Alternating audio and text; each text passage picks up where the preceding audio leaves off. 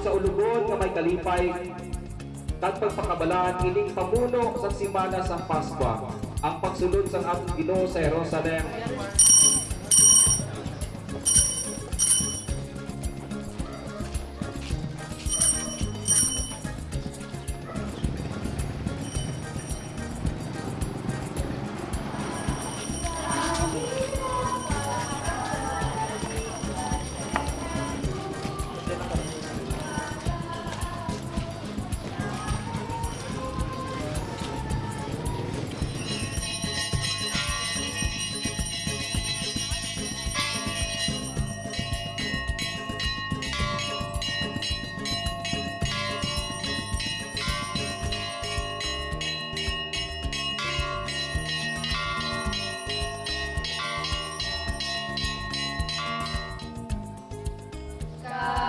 Kadungganan nahanungod sa imo. Sa'yo, Yahweh, ako dadalawin sa dapit umaga, piling ko'y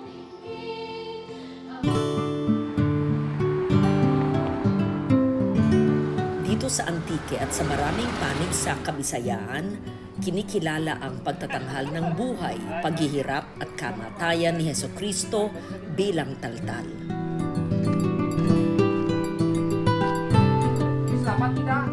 Ang taltal ay katumbas ng senakulo na masasaksihan sa Luzon.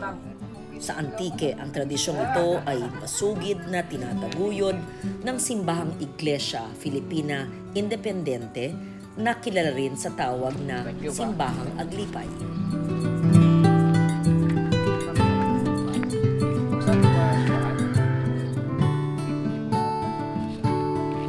Bago ako magalin, 1 year lamang ako bago magalin, nagtaltal kami, nag-celebrate kami taltal.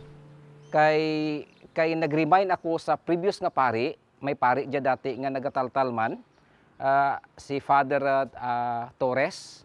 Si Father Torres sa kapari nga na-assign sa may anini batsakop na dya, outstation na dya.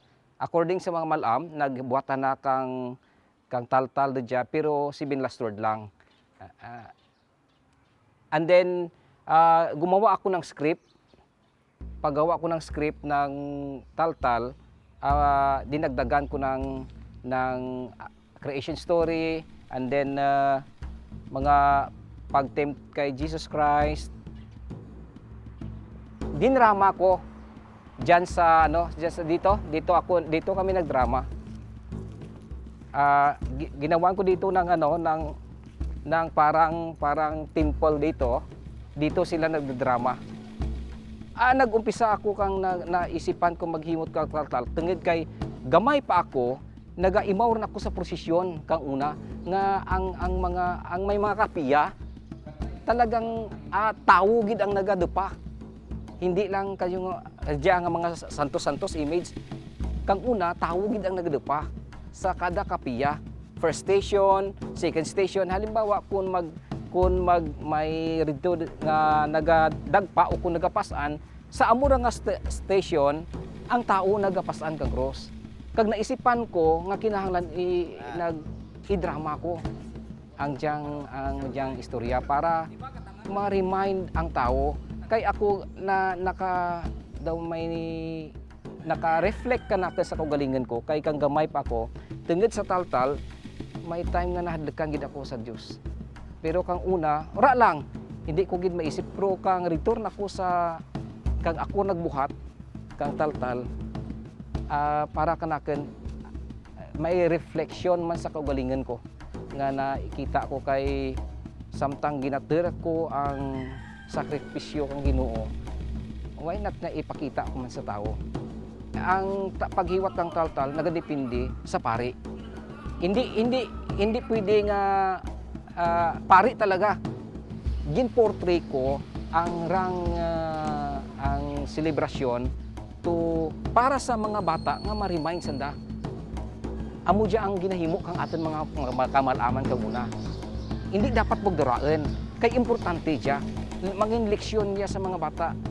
Kay samtang ginaturak na ang drama, ma-remind sanda, ay, oh,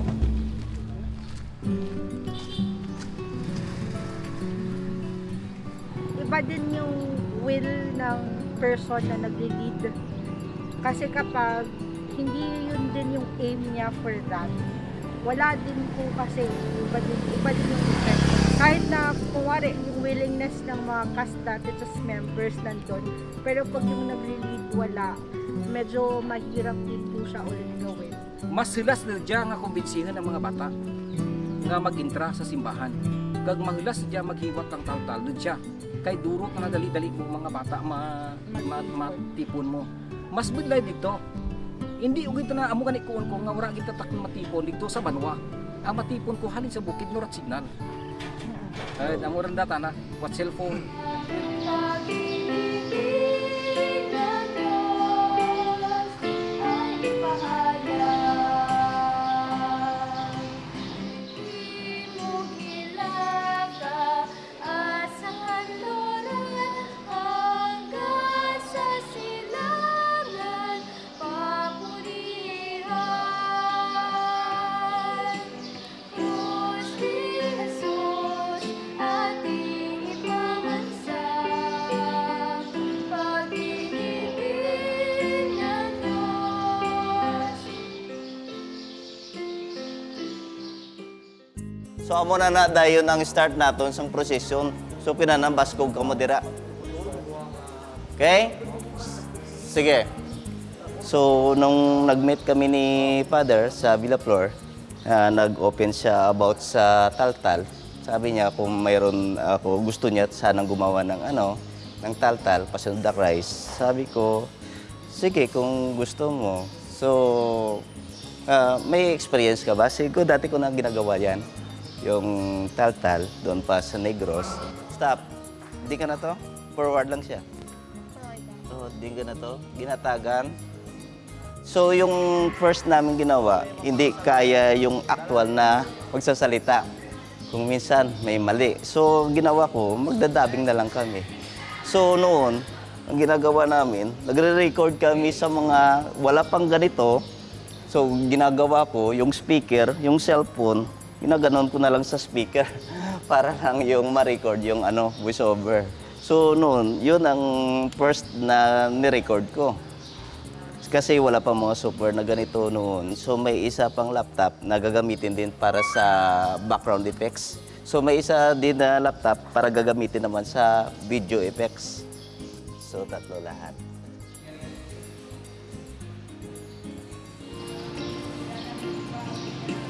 Si Jesus ang pagkain ng bibigay buhay. Ang lumalapit sa Kanya ay hindi magugutom. At ang nananalig sa Kanya ay hindi mauuhaw.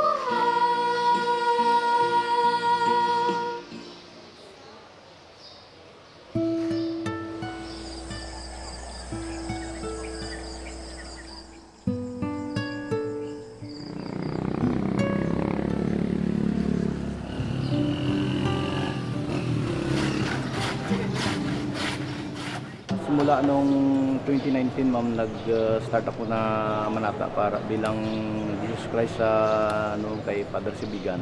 Kasi nakulong ako ng 3 years, ma'am. So sabi ko na pag nakalaya ako,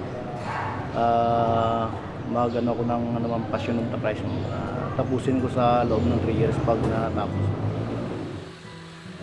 Pag dumating yung Holy Week na may taltal na gaganapin sa Patnungon, ma'am, ako yung mag-volunteer na magiging Jesus. Bali, pangatlo na sana ngayon, ma'am, kung wala yung pandemic, ma'am, na hindi natuloy nung 2020, ma'am.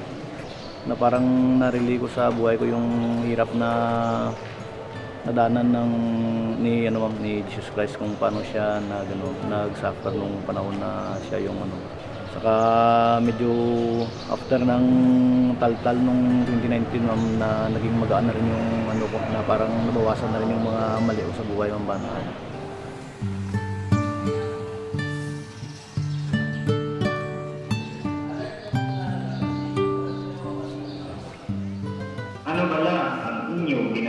kami Oy, balaan. ikaw ka mo gamay. Sige, ditso lang. Nagkatipon kami kag nagapanguputanan kung saan o kumaabot ang siya. Ikaw bala na. Ang balay na ang pagkabakmo sa ang pinamata na balik. Last na portion. Ano? Galigid ni Kristo, hindi na yan, si Jesus ka para amo nga na, para pastigon, amo na nakatabo. So, ang ilay mo ko, pato lang. Kang pag-umpisa gid naman kang ginahiwat naman ang taltal. Sa nahambal ko ang mga kabataan gintipon ko. Kag nabatyagan ko nga samtang ginatipon naman ang kabataan, may mga manggaranan nga nag-response. Pero ora nagstay, ora nagtiner sa simbahan. Pira lang ka oras tiner na simbahan kag maguli. Pero ang nagtiner sa simbahan, puro pobre. Mga pigado. Hambal na kanaken, Father, kung magdikto kami sa balay naman, maduya lang kami. Samantala ang mga manggaranan, maduya man sanda, pero may ginakaptan sanda. Amon, wala tamang ginakaptan. Nagtiner kami just, Father, sa simbahan. Kag napatsyagan naman nga ang pag-care ninyo ka naman. Ginapabatyag nyo ka naman ang pag-atipan ka naman. Ginapakaan mo kami, ginapaubra, pero labaw sa tanan. Medyo may pagka-stricto ka, Father, pero ang pagpalangga mo, ginpakita mo ka naman. Dahil sa pandemya, 2 taon din na hindi nasaksihan ang taltal sa Patnongon. Sa taong ito, sabik silang lumabas at nagtungo sa simbahan at lansangan para makiisa sa muling pagtatanghal ng taltal. So, diri sino di malalay diri? Nga magduso. Ay, yo, shot niyo. Nay lang. Lansang ka, boss. Pero kaya naman gali ko ng jet. Kaya naman kaya na. Okay. Ikaw man mahambal, babayi, yari ang imong anak, yari ang imong iloy. Tama?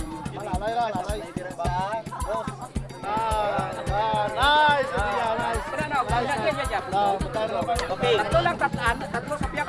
Kalina ka mo na dyan. Kulang sara dyan. Okay. Naong. Bali na pasaan lang. Yan. Okay.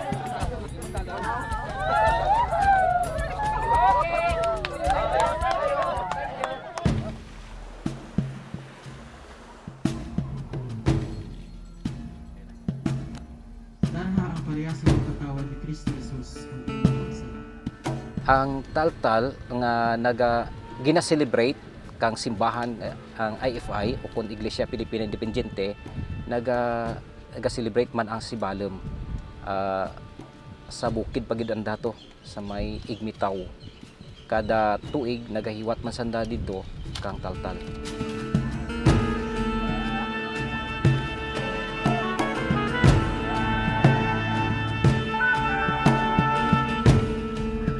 This is an annual activity as an reenactment of that way of the cross, and of course as part of our celebration we have this 7 last words right here at Mount Igmitaw, which is 1,119 feet above sea level. Ang sa may sibalem ginsunod nda sa Biblia nga nakabutang nga ang pagtaltal nagnatabo alas 3 sa hapon. Actually sa Biblia amo gid man ra. Pero akin gingamit ko kay wara gid ako nag-focus sa time kay ginaturuan akin kang nagakabagay nga oras kay ang mga tao sa alas 3 sa hapon hindi mo makita ang mga tao sa kadya. Ti amorean kang una na kang celebrate kang alas 6 effective nga ang tao nagtelefon.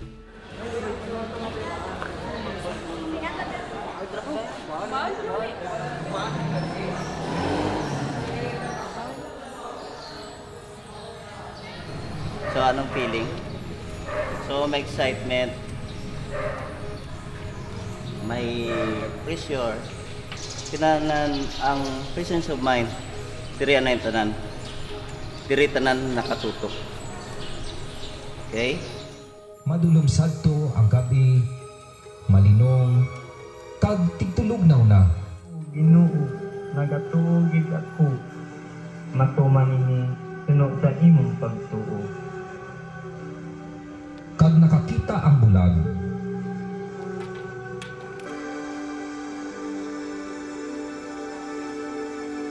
Wala ako, sing nakita nga sala, patok sa sini nga tao.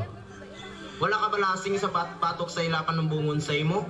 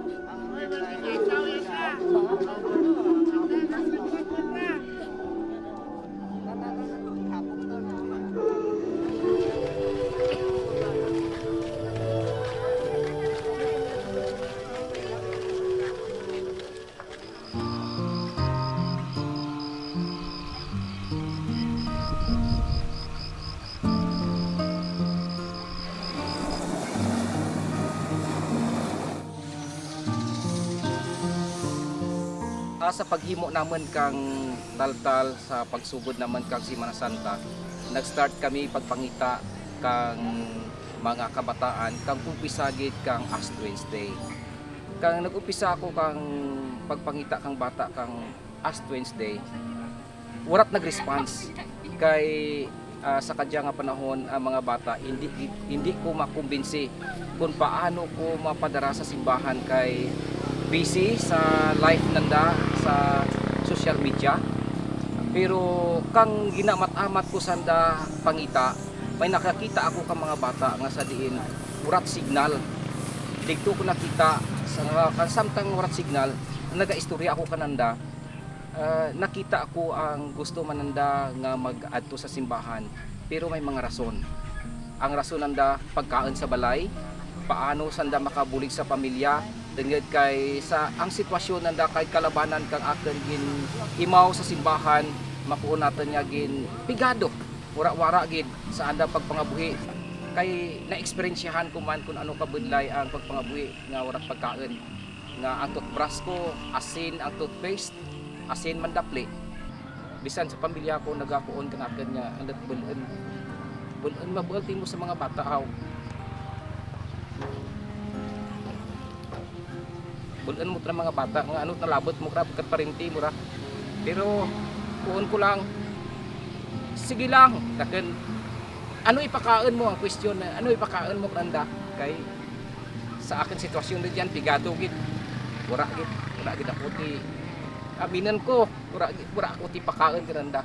Pero kang kang diyan ko sa simbahan, kuon ko Lord, gusto mo diya ibuon ko ipakita ko.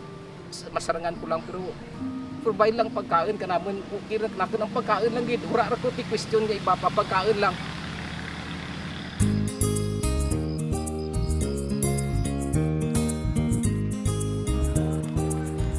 Okay lang ma'am yung pakiramdam ko.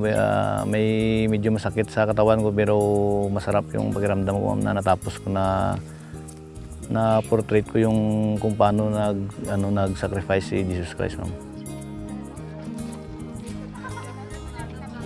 Sa silid kang umpisa kang pag-umpisa ginaman kang Semana Santa, ang mga kabataan nagtiripon sa simbahan. Kag ga-expectar sanda nga sa amtang sanda rito sa simbahan, may mga orobrahen sanda nga dapat nanda orobrahen. Kag beket laglaheg, mabudlay.